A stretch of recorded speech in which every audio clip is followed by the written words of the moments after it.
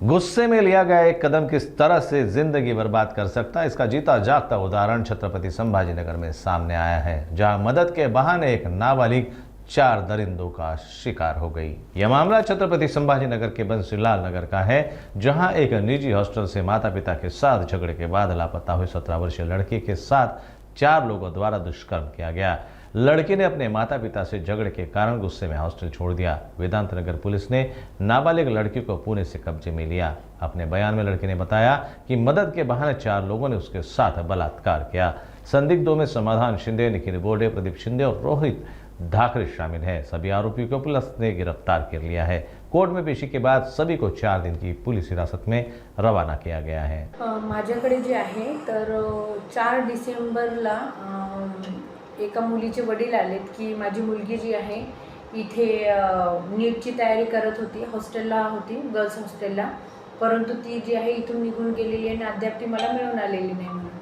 मग त्यावरून आम्ही जो आहे तर मुलगी कोणतरी अज्ञात व्यक्तीने घेऊन गेले असा गुन्हा दाखल केला आणि त्यावरून त्या मुलीचा शोध घेतला असता त्या मुलीकडे जो अगोदरचा नंबर होता तो नंबर बंद होता.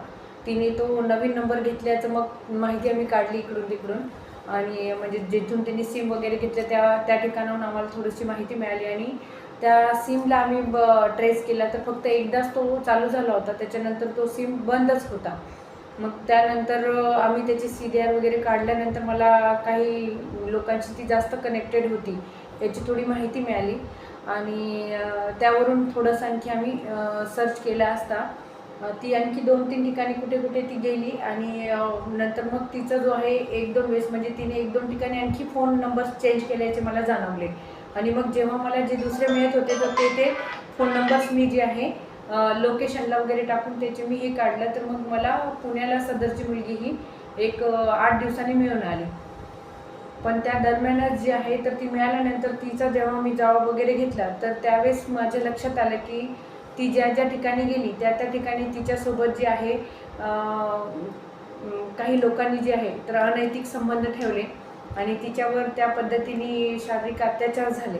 तर त्यामुळे सदर गुन्ह्यामध्ये मी जे आहे पोक्सो ॲक्टनुसार कलम सेक्शन्स वाढीव केले आणि त्यानुसार परत तपास केला असता सदरची मुलगी जी आहे पुसद यवतमाळ या ठिकाणी गेली.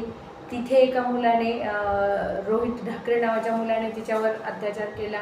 त्याच्यानंतर ती जी आहे नाशिकमध्ये मनमाड या ठिकाणी गेली तर त्या ठिकाणी निखिल गायडे म्हणून जो नावाचा मुलगा आहे त्याने तिच्यावर अत्याचार केला.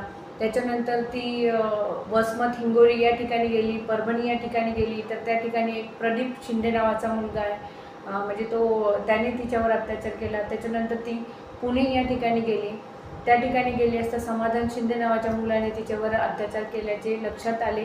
या लोकांचे जे आहे तर नावं डिटेक्ट करून यांचे नंबर्स वगैरे काढून त्यांचे लोकेशन्स वगैरे सर्च करून मी आमची जी आहे 2 पथकं जे आहेत ते वेगवेगळ्या ठिकाणी रवाना केले. अगोदर मुलीला पण आणण्यासाठी 3-4 जिल्ह्यामध्ये सगळ्या दोन्ही पथकांनी जाऊन तपास वगैरे केला आणि तेव्हा ती मुलगी मिळून आली आणि आता ह्या आरोपींचा पण शोध घेण्यासाठी सदर मुलीला पण आम्ही सोबत घेऊन जे आहे तर वेगवेगळ्या जिल्ह्यांमध्ये सर्च केले असता आणि मग काही तांत्रिक बाबीचा मदत घेऊन काही लॉजिकल मदत घेऊन या 4ही आरोपींना जे आहे आम्ही त्या वेगवेगळ्या जिल्ह्यामधून ताब्यात घेतले आणि 4ही आरोपींना जे आहे अटक करून त्यांना जे आहे आज 4 दिवसाची PCR त्यांना मिळालेली आहे आणि पुढील तपास आम्ही करत आहोत त्यामध्ये.